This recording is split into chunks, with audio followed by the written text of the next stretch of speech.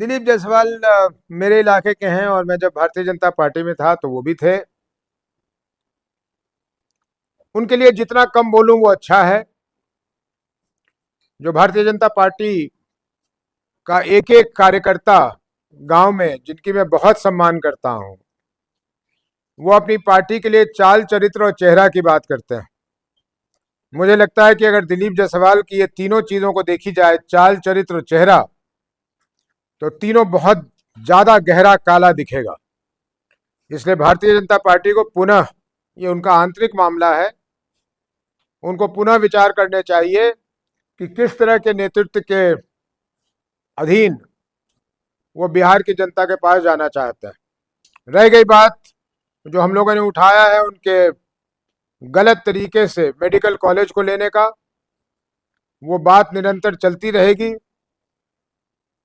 वो एक माइनॉरिटी के लिए, अल्पसंख्यकों के लिए, सिखों का वो इंस्टीट्यूशन था, उसको इन्होंने फर्जी तरीके से आपस में परिवार को लड़वाकर इन्होंने हथियाया है।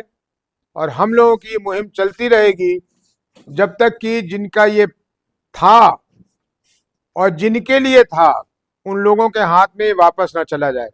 इस बीच में एक और प्रश्न खड़ा हुआ है, उस पर भी आप लोग सभी लोग खोज कीजिए और कोई सूचना मिले तो हमें भी बताइएगा। बिहार के सभी नेता किसी न किसी रूप में इस अवैध ढंग से कब्जा किया हुआ मेडिकल कॉलेज का लाभ लेते रहे हैं। कोई अपने बेटा को, कोई अपनी बेटी को, कोई अपने भतीजा को, कोई अपने भतीजी को, सब लोगों को वहां कथित रूप से शिक्षा प्राप्त करवाता रहा है। रह गई बात श्री अशोक चौधरी जी की, जग जाहिर है, बिहार का एक एक बच्चा जानता है कि किस तरह से एक दल में रहते हुए, वहां मंत्री रहते हुए, उन्होंने अपनी पुत्री के लिए टिकट लिया है। वही हम लोगों ने कहा है। उनकी बेटी को मेरी शुभकामनाएं, उनसे हमारा कोई झगड़ा नहीं है। लेकिन राजनीति में जो शुचिता होनी चाहिए, जिस शुचिता के लिए जन स्वराज पार्टी सब कुछ करने के लिए तैयार है और उसी रास्ते चल रही है, तो हम तो हर ऐसा मुद्दा उठाएंगे जिसमें हमें राजनीति में गंदगी दिखेगी।